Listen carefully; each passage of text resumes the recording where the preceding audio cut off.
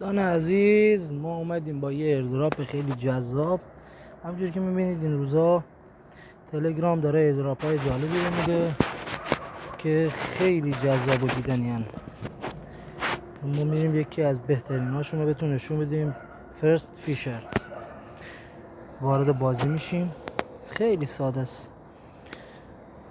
ببینید کافیه فقط شما وارد بازی شید.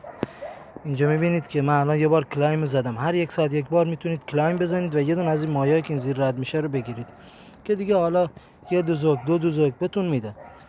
اینجا دوزک‌ها رو که جمع کردید تو قسمت سواب که برید، خیلی سریع میخوام بهتون بگم که ویدیو طولانی نشه. تو قسمت سواب که برید خیلی راحت میتونید اینجا دوزک‌هایی که گرفتین رو تبدیل به FTN کنید، ولی یک کم FTN باید داخل کیف پولتون یعنی اینجا باشه. خیلی راحت میاد اینجا FTN رو میبینید که چه مقدار بهمون FTN میده. سواب رو که بزنید اینجا ارور اون قسمت توکنی که بهتون گفتم میده، میگه که داخل کیف پولتون باید یک مقدار FTN داشته باشید برای فی تراکنشاش. خب خیلی ساده است. ببینید به همین راحتی که بهتون گفتم، اصلا چیز نمیخوام مثلا حالا بقیه بهش شاخ و دم بدم که هی گیج بشید. خیلی ساده است. مایتون رو میگیرید سواب میکنید.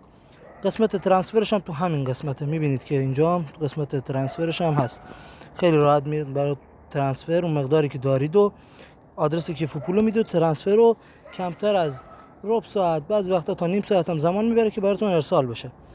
این مقداری که جمع کنید، ببینید برای راحت تر شدنتون هم اینجا میبینید یه تعداد میشن داره که میتونید انجام بدید و خیلی راحت بتون از توکنش بده. این از این قسمت بوست داره که هنوز چیزی براش نیومده و دوستاتون رو دعوت کنید خیلی راحت با هم دیگه لذت این بازی رو ببرید. اونایی که به بازی ماهیگیری علاقه خاصی دارن خیلی راحت میتونن اینجا پیشرفت کنن.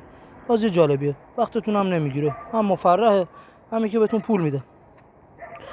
خدا نگهدار یا علی.